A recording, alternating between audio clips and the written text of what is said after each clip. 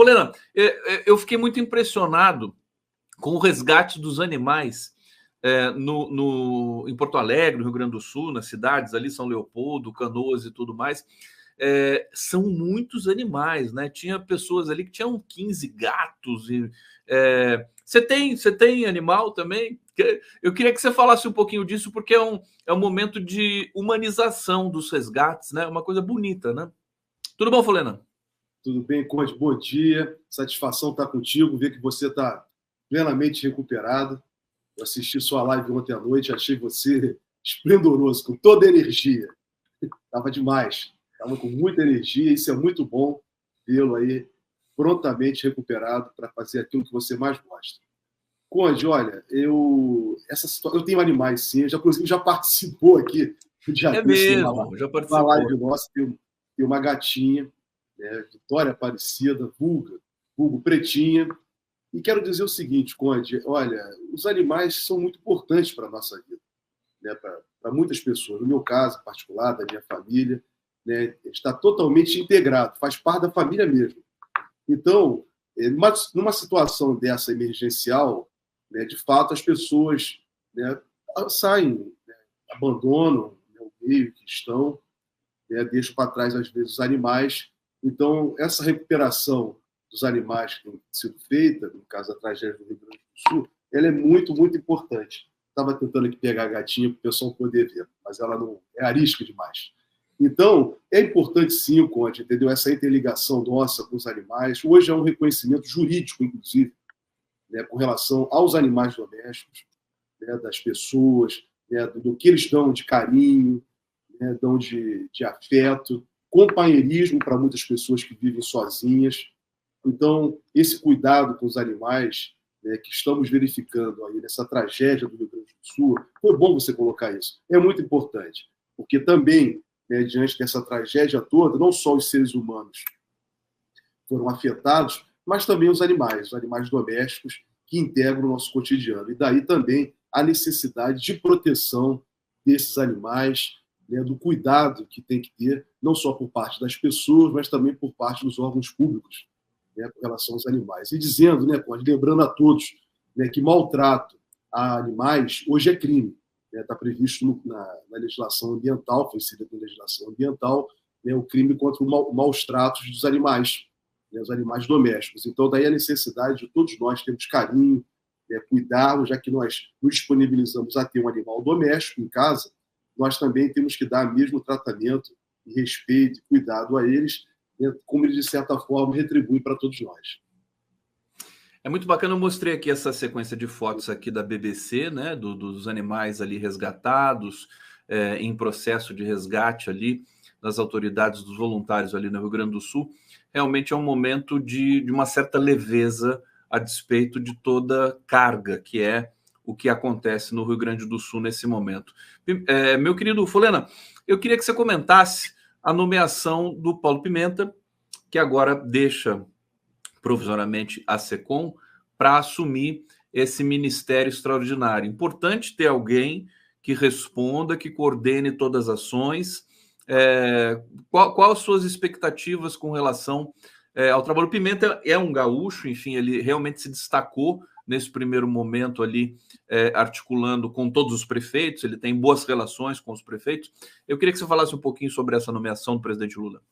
Conde, quando eu recebi essa notícia ontem à noite, de uma forma até extraordinária, estava participando de uma live na hora, né, recebi em primeira mão, quero dizer para você o seguinte, foi uma grande notícia, vou dizer dessa maneira. Por quê? Primeiro, né, já tinha mais cedo a notícia ontem, circulando, que se especulava que o governo federal ia criar uma agência, né, uma espécie de uma autoridade federal no Rio Grande do Sul. Não é uma intervenção, mas uma espécie de uma agência extraordinária, que mais tarde vai ser dito o ministro. A nomeação do Paulo Pimenta é muito importante, porque, primeiro, que é um gaúcho,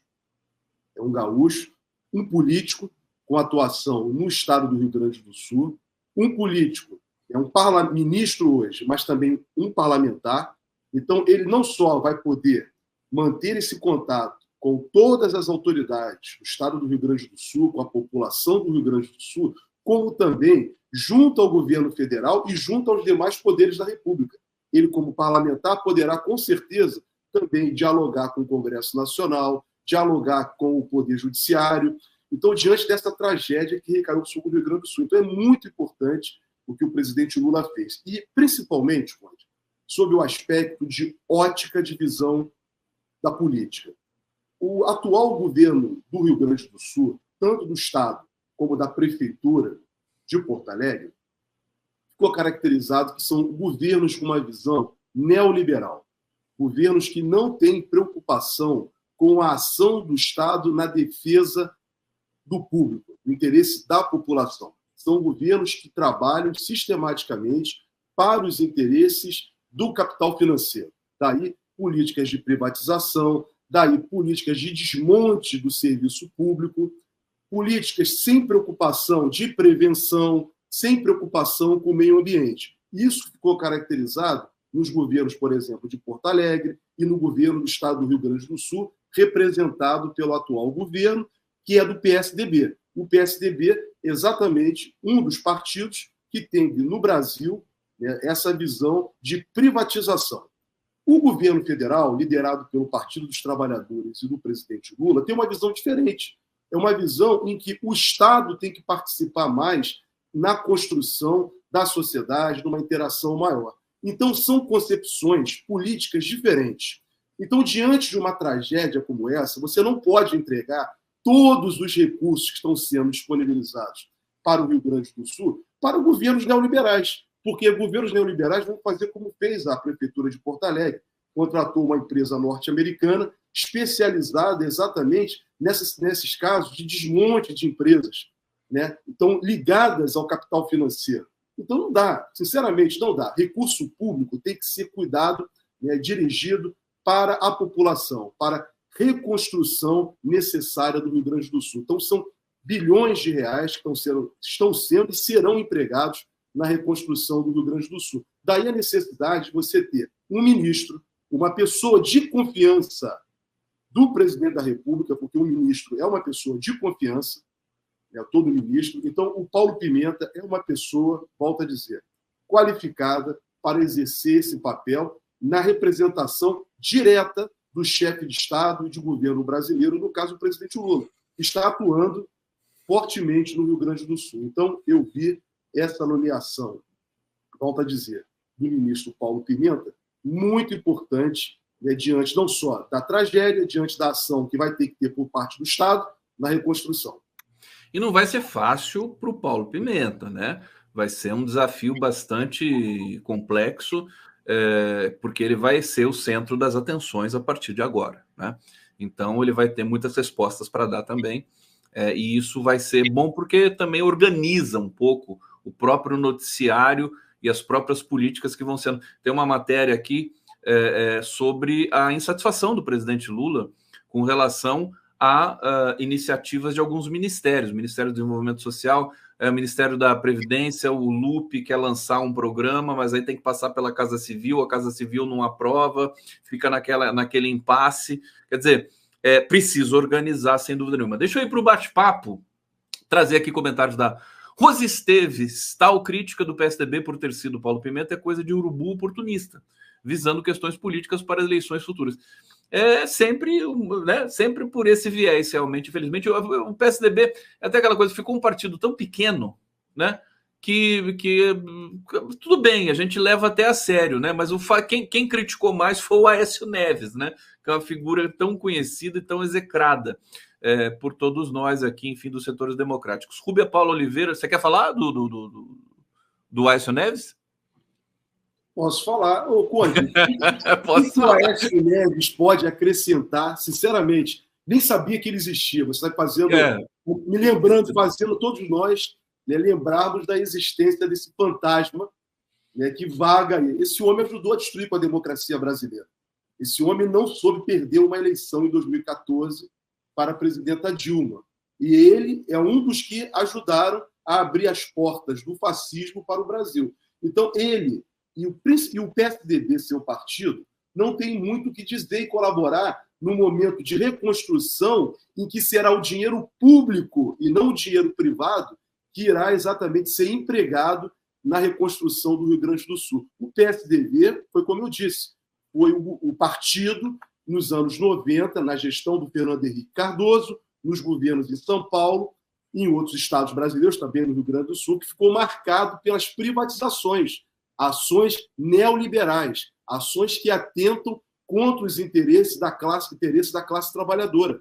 No mundo todo, e aqui no Brasil, o PSDB foi não só o porta-voz, como o protagonista de executar essas políticas neoliberais de destruição do Estado, construindo um Estado mínimo, que tem como consequência o que eles fizeram, exatamente o que está acontecendo agora no Rio Grande do Sul. Aliás, é o teu artigo que eu quero falar daqui a pouco sobre isso aqui. O Aécio Neves ele trafega como um zumbi, né, político, que caiu do caminhão da mudança. Quer dizer, é duplamente perdido e só aparece nessas situações assim realmente estranhas. Rúbia Paula Oliveira, e a égua que foi resgatada do terceiro andar do edifício? Muito legal, é impressionante aquilo lá. Shalimar da Silva, muitas pessoas estão sendo psicologicamente afetadas por terem seus bichinhos de estimação salvos. São companhias de muitos que perderam tudo. Tem essa questão também da saúde mental, né? E os animais, eles meio que dão conta dessa, né? Porque eles humanizam todo o processo, né? Muito importante eles estarem no meio dessa situação, evidentemente, né? A despeito do sofrimento dos próprios animais também. Paulo César, Conde Folena, camaradas que nos ajudam na caminhada da luta pela democracia. Yoshi Roberta, eu amo esse nome da gatinha do Dr. Folena. Fala de novo o nome da gatinha, Folena. Vitória Aparecida. Vitória Aparecida. Que coisa mais fofa. Vitória Aparecida. Folena, você escreveu um artigo no 247, como de costume, muito contundente, o show e a catástrofe, as duas faces do neoliberalismo. Queria que você falasse um pouquinho para a gente, porque isso que aconteceu no Rio Grande do Sul tem tudo a ver com o neoliberalismo, né? A meu juízo, sim, Conde. Eu tentei, nesse texto, na verdade é um artigo, uma tentativa de um ensaio, exatamente unir o que aconteceu no show da Madonna, no Rio de Janeiro, e o que aconteceu no Rio Grande do Sul. Aconteceu e está acontecendo no Rio Grande do Sul. Eu sou fã da Madonna, mas no show da Madonna teve como ponto central exatamente o interesse neoliberal. Foi um grande banco, né, que fez um investimento lá, não foi, mas utilizando todo o recurso, todo o aparelho público da prefeitura da cidade do Rio de Janeiro, um espaço público da cidade do Rio de Janeiro, foi feito um show baseado numa política identitária, nada contra, mas exatamente o identitarismo, né, com relação à questão dos negros, à questão feminista, à questão do LGBTQI+. São questões, né, que são importantes, mas que elas se desfiguram, de certa forma, com a questão da luta de classes. E isso vem interessando, ao longo dos anos, exatamente aos neoliberais. Essa tem sido, por exemplo, a pauta do Jorge Soros, na sua fundação Op Society, exatamente empregar nas questões identitárias, nos movimentos negros, na questão feminina, mas isso não leva à agregação, né, da classe trabalhadora como um todo, dentro de um processo de concentração de capital gigantesco no mundo. Então, esses grandes empresários, essas pessoas que integram ao menos de 1%, menos de 1% dos muito ricos, interessa a eles exatamente esse tipo de debate. Por outro lado, né, governos como o do Rio Grande do Sul, como eu falei, que nós constatamos, estamos verificando com essa tragédia, são governos que não tiveram preocupação com a coisa pública, ao contrário, eles desmancharam, né, a ação dos órgãos públicos, não fizeram concursos públicos, não tomaram medidas preventivas, privatizaram, né, desmontaram com todas as políticas ambientais, ou seja, querem um Estado mínimo para concentrar a capital exatamente na mão dos muito ricos, exatamente do sistema financeiro, dessas fundações, né, desses fundos de investimento que tomam conta do mundo, que tomam conta e exploram os trabalhadores do mundo. Então, nesse artigo que eu publiquei sábado no 247, exatamente é esse o ponto que eu queria trazer a reflexão para todos nós da sociedade, ficarmos atentos a movimentos que, de repente, aparecem como generosos, como bondosos, mas que por trás não tem nada de generoso e bondoso. São movimentos que ocorrem exatamente para explorar e expoliar cada vez mais os trabalhadores do mundo. Fico sem espaço dentro desse processo que eu volto a dizer, Conde. é um processo de concentração de capital que favorece a muito poucos. Mas, ao final do artigo, eu procurei destacar uma mensagem de otimismo e de esperança. Porque o neoliberalismo, que abre as portas, né, que tem como tropa de choque o fascismo, esse movimento ele tem encontrado espaço exatamente aqui, numa parte pequena do mundo, que é nos Estados Unidos da América do Norte, que é a sede do Império, que é a matriz do Império, como na Europa Ocidental e alguns países da América Latina. Mas, por outro lado, outros países da América Latina, principalmente na África e na Ásia, mais ainda, o que está sendo apresentado é uma nova proposta de mundo. Um mundo em que há cooperação, em que é possível haver trocas nessa cooperação para o desenvolvimento dos povos. E aí nós estamos vendo um brutal processo de rechaço a políticas neoliberais que está acontecendo no mundo. O fascismo, alguns analistas, alguns cientistas sociais dizem que o fascismo está tomando conta do mundo. Não é verdade. Não está tomando conta do mundo. O fascismo está tomando conta exatamente de sociedades fracassadas, como a norte-americana, como as dos países da Europa Ocidental e de alguns países da América Latina, como no caso aqui no Brasil, né, em que nós temos travado uma luta feroz contra o fascismo. A resistência contra o fascismo. O melhor exemplo disso foi a vitória eleitoral do presidente Lula e o que nós estamos fazendo desde 2016 no golpe que impuseram contra a presidenta Dilma Rousseff. Nós estamos resistindo. Então há resistência, mas o fascismo está presente no Brasil, com essas mentiras, essas ditas fake news, que são mentiras, sistematicamente que eles estão apresentando em todo momento, inclusive no momento de tragédia, como estamos vendo agora no Rio Grande do Sul. Isso é o sinônimo, Conde, de uma sociedade fracassada. Essa sociedade neoliberal não apresentou para a humanidade uma condição de vida melhor. Quando não tem uma política melhor para as pessoas, é revelado fracasso. Mas, por outro lado, há resistência no mundo e o mundo caminha, na sua maioria, para um mundo melhor para todos. É isso que todos nós queremos.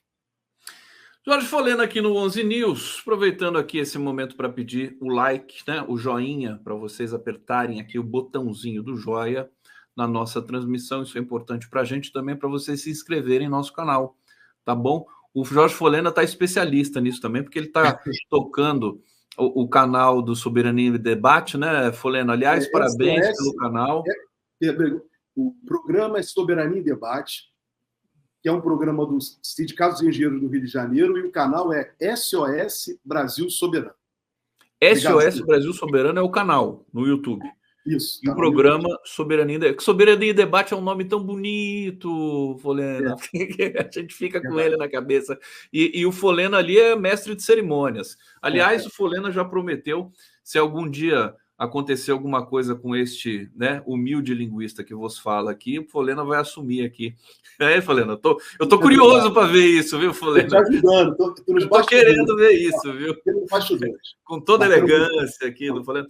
Folena, como é que fica no Rio Grande do Sul a situação do Eduardo Leite e também do prefeito de Belo Horizonte, Sebastião Melo, que são, né, expoentes do ultraliberalismo e cujas as ações já foram expostas aqui. Só o que o Eduardo Leite promoveu de retrocesso no quesito meio ambiente é uma enormidade. São 500 ações, foram arroladas aqui por todos os veículos, inclusive hegemônicos, que inclusive parece que estão apoiando e tentando esconder os feitos, né? Leia-se, feitos ao contrário, né? Do Eduardo Leite e também do prefeito de Porto Alegre com relação à manutenção dos diques de contenção e tudo mais. Como é que fica isso? Eu acho que isso precisa ser judicializado, precisa ser oficializado, formalizado para a população entender o que aconteceu ali. Com certeza, Conde. Olha, há responsabilidade. Toda ação ou omissão que gera consequência, tem como efeito algum dano, tem que buscar os seus agentes responsáveis por isso. Então, o que está ficando cada vez mais claro é que os agentes públicos, no caso, governador, prefeitos, eles se omitiram. Não só se omitiram, como também tomaram medidas, no caso do governador, com relação à questão do desmonte do Código Florestal, da proteção do meio ambiente. Eu entendo, Conde, que, diante disso, deve-se buscar a devida responsabilização. Responsabilização pelos diversos danos causados, danos materiais, né, danos morais e até mesmo criminais, né, diante de danos materiais e mortes de pessoas. Agora, politicamente, você me coloca a questão inicialmente, eu diria para você que, infelizmente, diante dessa tragédia, nos possibilita, mais uma vez no Brasil, nós debatermos exatamente propostas de governo nesse sentido. Nós tivemos durante 4 anos no Brasil, agora, recentemente, de 2019 a 2022, eu até estenderia, do governo de Temer, a partir do final, meados de 2016 até 2022, no governo Temer e Bolsonaro, governos de ação neoliberal. O Bolsonaro dizia: o meu governo é o governo do mercado. É o governo do mercado. Ele não falava que era o governo do povo, das pessoas. Não era um governo preocupado com a coisa pública. Ele era um governo que simplesmente teve como marco a Lei da Liberdade Econômica, que é uma lei que tem um nome muito bonitinho, mas que, na verdade, quer dizer Estado nenhum. Nenhuma ação do Estado pode fazer o que você bem quiser. E o Estado não tem que interferir. Muito bem, ocorre uma situação como essa agora no Rio Grande do Sul e muitas outras, você vê que Estado nenhum possibilitou que tragédia pudesse acontecer, porque medidas preventivas não foram tomadas. E também, na hora que tinha que tomar medida, não tinha aparelho estatal, não tinham servidores, não tinha organização pública suficiente para evitar a tragédia, ou até mesmo, né, diminuir os danos de uma tragédia. Então, Conde, esse debate no Brasil agora, ele é importantíssimo sobre o aspecto político, porque, de outro lado, você tem uma proposta de governo, mesmo diante de uma Constituição que tem como um dos princípios dela a ordem econômica livre iniciativa, mas é uma Constituição que diz que tem que também ter, né, a defesa do trabalho, a existência digna, e daí quando você vê um governo, como no caso, o presidente Lula, se coloca assim, ele, presidente Lula, não vou nem falar o governo como todo, ele, presidente Lula, preocupado, né, em reaparelhar o Estado brasileiro, reorganizar, melhor dizendo, o Estado brasileiro, contratar servidores públicos onde não tem, para que possa servir a população, investir na coisa pública, investir em educação, investir em saneamento, investir para evitar tragédias, investir em meio ambiente e clima. Meio ambiente e clima. Isso só quem vai fazer é por meio da ação do poder público, por meio da ação dos governos. A iniciativa privada não fará isso. Não acreditem num governo da iniciativa privada, porque a iniciativa privada tem como objetivo, única e exclusivamente, o lucro. Daí, Conde, a cidade de São Paulo, o estado de São Paulo agora, diante da situação do Rio Grande do Sul, fico chamado para São Paulo, para todo São Paulo, a privatização da Sabesp, da empresa de saneamento. Vai se acreditar que a iniciativa privada vai investir dinheiro suficiente numa situação, por exemplo, como teve alguns anos atrás em São Paulo, de uma brutal crise hídrica, em que os reservatórios secaram? A iniciativa privada vai fazer alguma coisa? Não fará, porque o objetivo dela é ter lucro. Da mesma forma, o equívoco de Bolsonaro em privatizar a Eletrobras. A Eletrobras é uma empresa geradora de energia e tem como objetivo ser uma empresa estatal gerar energia num custo razoável para o desenvolvimento do país, para a indústria e para que as pessoas, ao final, possam ter uma energia em casa de que elas possam pagar e não se tornar, ter o controle da geradora de energia por parte de bancos, como aconteceu com a Eletrobras. Então, Conde, infelizmente, diante da tragédia que aconteceu no Rio Grande do Sul, diante de governantes como Leite e como o Melo, que é o prefeito lá de Porto Alegre, que tem uma visão neoliberal, como o outro, o Marquesan, né? Só o Nelson Marquesan Filho, o pai dele, lembrando, né, foi um dos líderes, se eu não me engano, Conde, na Arena, na ditadura, do partido da situação na época, que era a Arena, do PDS. Então, não são pessoas comprometidas com a coisa pública.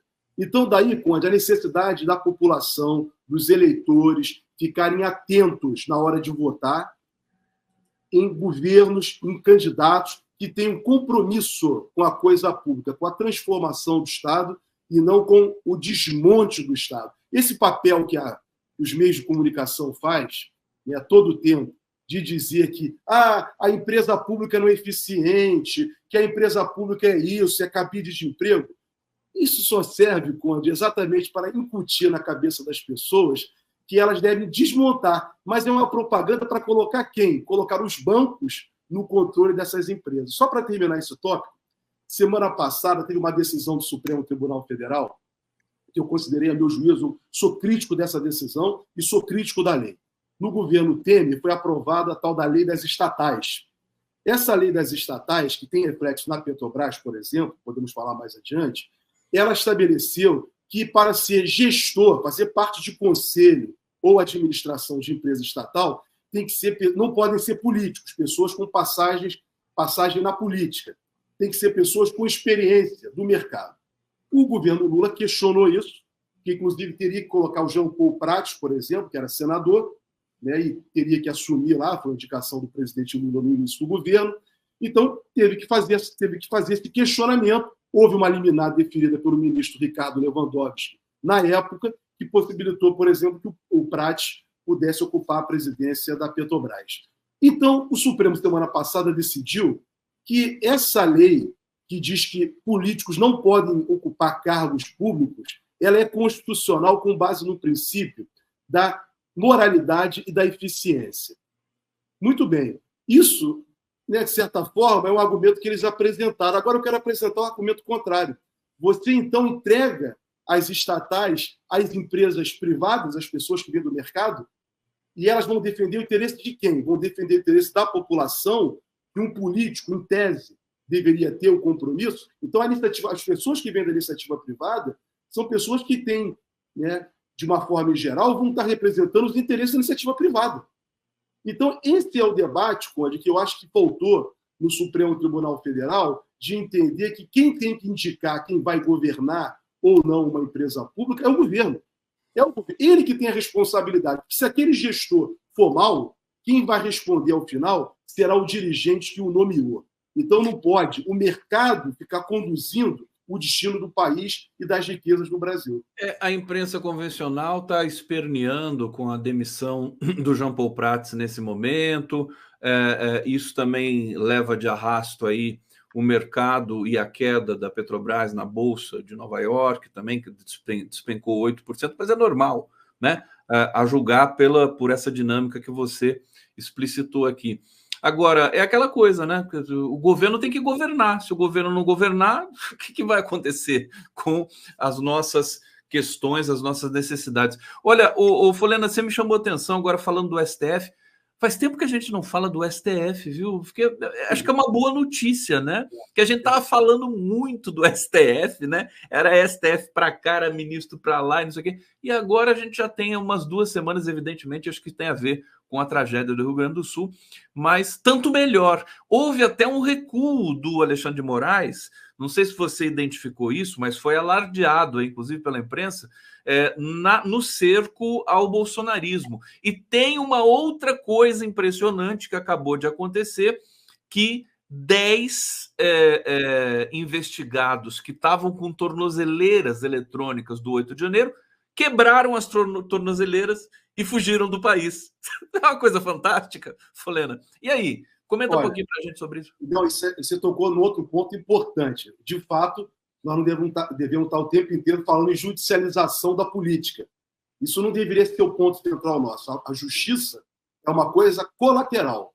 Mas, infelizmente, nos últimos anos, a justiça acabou ganhando um protagonismo muito grande, diante da politização, gerando essa politização da justiça. Agora, Conde, nós não podemos esquecer, todos os dias, essa tragédia, infeliz tragédia no Rio Grande do Sul, tirou o Bolsonaro, tirou o Braga Neto, tirou o Heleno do cenário. Então, todos aqueles golpistas do 8 de janeiro, pessoas que conspiraram contra a ordem constitucional, contra o Estado Democrático de Direito no Brasil, estão escondidos agora. Então, eles saíram de cena. Isso é ruim.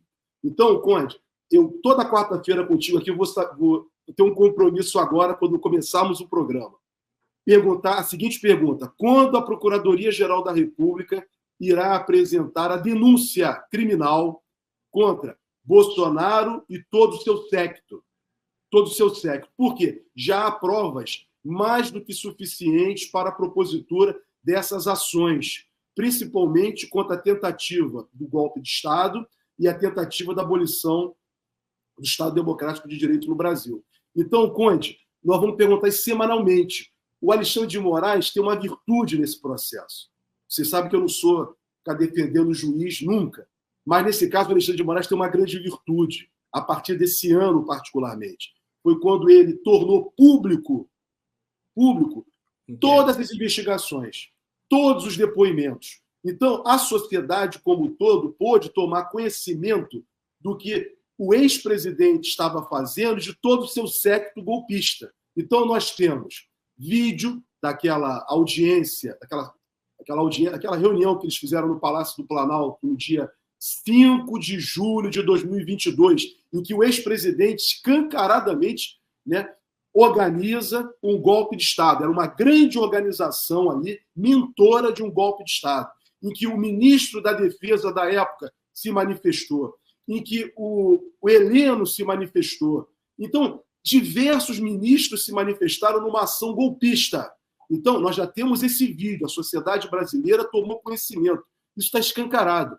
Já há, Conde, o Alexandre de Moraes possibilitou que viesse a público os depoimentos dos ex-comandantes do Exército e da Aeronáutica no governo de Bolsonaro, que foram categóricos nos seus testemunhos da ação de golpe de Estado que estava em curso no Brasil, que só não se efetivou em razão pela incompetência deles e também, né, por tudo que nós verificamos diante da ação que foi tomada. Eles queriam abolir com a ordem constitucional de 1988 no Brasil e implantar uma ditadura. Isso está claro. Há documentos, testemunhos e diversas outras provas. Há a delação do Mauro Cid. Agora, o que aconteceu? Depois de março desse ano, depois, principalmente, do depoimento dos ex-comandantes do Exército e da Aeronáutica, você observa na grande mídia, inclusive na rede mundial de computadores, a chamada operação, aquilo que tem denominado de Operação Abafa. Operação Abafa para cair no esquecimento e conceder-se anistia indevida a Bolsonaro, que, inclusive, reconheceu os seus delitos em São Paulo e no Rio de Janeiro, a ele próprio pedir anistia. Ele pediu para esses magrinhos.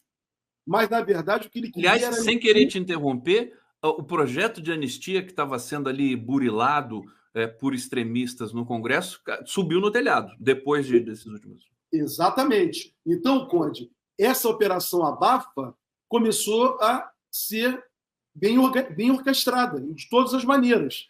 Daí essas fake news, daí a ação do Elon Musk no Brasil, que tirou o Bolsonaro de cena, e ele ficou durante quase 3 ou 4 semanas na mídia, num embate com Alexandre de Moraes, num desgaste do Supremo Tribunal Federal. Então, isso tudo tem ocorrido. E a classe dominante brasileira, que é sem vergonha, vamos colocar assim, ela não tem nenhum compromisso com o país, nem com a democracia, tem apresentado aí propostas de acordo com aquele discurso que foi apresentado há umas 2 semanas, de que há um fascismo light, um fascismo moderado. Não existe um fascismo moderado. Fascismo é fascismo. Não dá para permitir e tolerar fascista. Então, não tem fascismo light. Ou então, aquela expressão infeliz que foi empregada pelo presidente da Ordem dos Advogados do Brasil, né, meu colega, que tem que virar a página. Não tem que virar a página coisa alguma. Essas investigações estão em curso e a sociedade brasileira tem que cobrar das autoridades, da Polícia Federal, do Ministério Público, que se aprofunde e venha rapidamente a resposta. Não pode deixar o tempo passar, porque na questão criminal, Conde, o tempo passando só beneficia aos delinquentes. Só os delinquentes se beneficiam por várias razões, entre elas a própria prescrição. Veja o exemplo da Lava Jato, né, que também, né, praticou uma série de delitos no Brasil, uma série de desmandos, uma série de prejuízos, e eles vão botando para o canto, vão escondendo, porque tudo isso está ligado. Tudo isso é uma ação neoliberal, conspiratória contra o Brasil, contra a soberania do nosso país, contra o nosso desenvolvimento e contra a ação de governos populares e democráticos. Então, como o caso do presidente Lula, que ficou preso, 580 dias indevidamente, como foi o impeachment da presidenta Dilma, a destruição que eles fizeram no Brasil. E veja, as amarras que esse neoliberalismo impôs ao Estado brasileiro, que não pode sequer nomear um presidente para uma empresa estatal, porque tem que ser alguém do mercado. Essas são as amarras, sem vergonhas, apresentada pelos neoliberais no Brasil. Por isso que a luta do presidente Lula não é fácil. E não será fácil. Vou falar isso toda semana também. Ele não só tem dificuldades políticas que ele encontrou, né, que nós estamos vendo aí no Congresso, com Lira, Pacheco e companhia, ele também tem pressões nos fascistas, ele tem pressões no mercado, ele tem pressões internacionais impostas pelo Império Norte-Americano, que está em destruição. Então, o presidente Lula luta contra tudo isso. E luta até mesmo, Conde, é verdade que você falou na sua live ontem, luta até mesmo contra o seu governo, porque ele teve que fazer um governo de frente ampla, que nem todo mundo que está ali é do mesmo aspecto ideológico dele, e ele tem que tolerar essas pessoas diante de um encaminhamento político para garantir alguma governabilidade. Então, é uma luta grande que nós estamos travando no Brasil. Ontem eu estava falando, né, já que você tocou nesse tema aí, quer dizer, da live das 23 horas, eu estava tocando no tema do seguinte: o Lula ele tinha interlocução direta com Antônio Cândido, com Sérgio Buarque de Holanda, com monstros da sociologia, do pensamento brasileiro, Gilberto Freire, o Florestan Fernandes. Florestan Fernandes adorava o presidente Lula, né? O Lula na época, né? O metalúrgico, o sindicalista. E acho que assim caiu o nível da interlocução do presidente Lula, né? Ele precisa conversar com pensadores, não só com políticos. Precisa conversar com pessoas do campo acadêmico, com mais frequência. Era isso que eu estava reivindicando um pouco ontem ali, para aumentar a qualidade da informação dele, porque o Lula ele tem uma escuta muito poderosa, ele sabe escutar. Inclusive, eu não quero também taxar, né, de maneira discriminatória o próprio povo brasileiro, que o Lula sabe escutar muito bem. Né, as pessoas humildes, e até, Folena, você me deixou aqui agora empolgado, que é o seguinte: como é que o governo vai fazer a gestão dessa questão no Rio Grande do Sul? Porque é um desafio inédito, nunca a gente teve nada parecido com isso. É o pior desastre climático do momento do aquecimento do clima no mundo que o Brasil está vivenciando, é o primeiro só de muitos outros que certamente estão por vir. Mas ouvir as lideranças das comunidades, né? que tem muito mais know-how e capacidade de resolver problemas de coletividade do que certas burocracias que estão, né, ali impregnadas no serviço público brasileiro. Eu vou passar para você fazer um fecho e já vou colocar o Diogo, que está chegando aqui para falar com a gente. Vai lá, Diogo. Faz um fecho para a gente. O Conde, olha, veja, isso é importantíssimo que você levantou. O que está acontecendo agora no Rio Grande do Sul, né, com a nomeação do Paulo Pimenta, que é do Rio Grande do Sul, que vai estar junto da população, dos municípios, diretamente com o povo, é fundamental. Aí você veja, olha a diferença de governo, de proposta. Nós tivemos uma pandemia agora, há 1 ano, 2 anos atrás.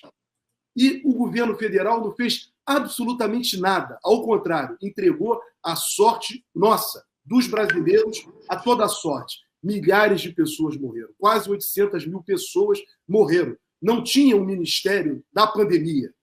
Então era aquela desorganização, ao contrário, com acusações de corrupção, de compras de vacina, como foi constatado pela CPI do Senado Federal. E agora veja o presidente Lula, é um outro enfoque. O presidente Lula já esteve lá 2 vezes, está indo hoje mais uma vez para o Rio Grande do Sul, nomeou um ministro para ficar no Rio Grande do Sul, para cuidar de tudo que é relacionado ao governo federal. E aí, Conde, a crítica do PSDB é completamente descabida. Por quê? O governo federal, Adriano, o governo, como o nome está dizendo, ele é governo federal. Há responsabilidades previstas na Constituição que cabem à União, diretamente à União. Então, o que ocorre no Rio Grande do Sul, ocorre em São Paulo, ocorre no Rio de Janeiro, ocorre em Manaus, o governo federal também tem ação, porque tem seu aspecto de competência. Isso não anula a competência do governo local, do Estado e das prefeituras. Mas como o governo federal tem competência constitucional em coisas no Rio Grande do Sul, principalmente nessa questão, nessa tragédia, foi fundamental você nomear um ministro extraordinário para tratar daquilo que é de competência da União. Por exemplo, a União está destinando milhares, bilhões de recursos para o estado do Rio Grande do Sul ser reconstruído. Tem que ouvir os empresários, tem que ouvir os trabalhadores, tem que ouvir a sociedade como um todo, ouvir os políticos locais, ouvir prefeitos, ouvir todo mundo. Então, isso é o papel de um governo preocupado com o país, preocupado com o desenvolvimento e preocupado com a coisa pública. O que nós não tivemos, por exemplo, no que se sucedeu durante a pandemia. Isso é um governo neoliberal. O governo neoliberal não tem preocupação com as pessoas, não tem preocupação com o Estado. O governo do presidente Lula tenta ser um governo que tenha preocupação com as pessoas, com o Estado, dentro daquilo que está previsto na Constituição, dentro do federalismo cooperativo. A União cooperando com o Estado e com os municípios. Daí é importantíssimo essa estrutura organizacional estabelecida pelo presidente Lula. Jorge Folena aqui, olha, chegando Adriano Diogo, olha a seriedade do Adriano Diogo, olha só o Adriano chegando assim com a sua camisa, que cor que tá essa? É um vinho rosé, né? Essa camisa do Adriano. O sorriso do Adriano, para mim, é uma das coisas mais lindas que eu vejo. Ele sorri com os olhos. Olha só, Folena. Adriano, tudo bem aí, meu querido? Bom dia, Folena, querido. Bom dia, Folena, querido. Você me permite que eu faça uma pergunta para o doutor Folena? No ar? Por favor, meu querido Adriano Diogo, você que manda. Então, Folena, você teve acesso a algum boletim hospitalar sobre a condição de saúde do ex-presidente Bolsonaro, da erisipela? Se a erisipela chegou à cabeça, à língua, que está impedindo dele se pronunciar sobre a crise do Rio Grande do Sul? Adriano, eu não tive acesso, mas eu vou dizer para você, mesmo que ele não tivesse afastado, ele não iria fazer absolutamente nada, porque ele governou o Brasil 4 anos e não fez nada de positivo para o Brasil. Eu todo dia desafiava no governo do Bolsonaro que alguém me apontasse uma medida que o Bolsonaro tivesse feito positivamente para o Brasil, para o povo brasileiro. Ele não tem o que falar. Nas tragédias que ocorreram durante o governo dele, ele ia passear de jet ski, ele ia para Santa Catarina. Ele nunca se preocupou com o povo. O papel do Bolsonaro não é se preocupar com o povo. O papel do Bolsonaro é esse que ele apresentou. Apresentar um Estado autoritário, um Estado que não tem compromisso com o desenvolvimento, que não tem compromisso com a soberania do Brasil, até que ele batia a continência para a bandeira norte-americana, achava que os Estados Unidos era o melhor país do mundo, mas não é só o Bolsonaro. Infelizmente, é o Bolsonaro e todas as pessoas que acreditam e acompanham o pensamento dele, que acham que os Estados Unidos da América do Norte é o melhor lugar para se viver. Então, Adriano, esse tipo de política, eles falavam assim na ditadura, o Bolsonaro resgatou essa expressão, Brasil, ame ou deixe. Então, me parece que eles não amam o Brasil, ao contrário. Adriano, os grandes patriotas desse país, durante a história desse país, sempre foi o campo progressista. Sempre foi exatamente os trabalhadores. Os trabalhadores é que defendem a soberania do Brasil. Os trabalhadores é que são os verdadeiros patriotas. Presidentes como Lula, Juscelino Kubitschek, João Goulart, Getúlio Vargas, foram presidentes comprometidos com o desenvolvimento do Brasil.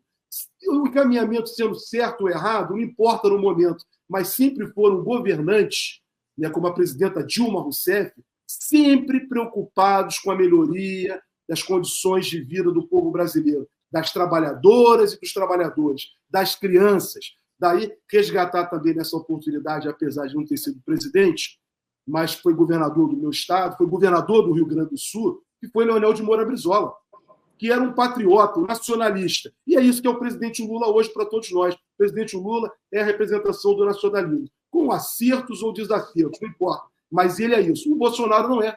O Bolsonaro é aquele cara que se enrola na bandeira norte-americana, infelizmente. Por isso, Adriano, ele jamais terá uma palavra numa situação dessa. Ele vai ter, sim, mentiras. Mentiras para causar confusão e perturbação nas pessoas que precisam de paz nesse momento. Jorge Folena, obrigado, meu querido, pela presença aqui, sempre luminosa. Bom trabalho para você. A gente se encontra na semana que vem. Obrigado, Conte.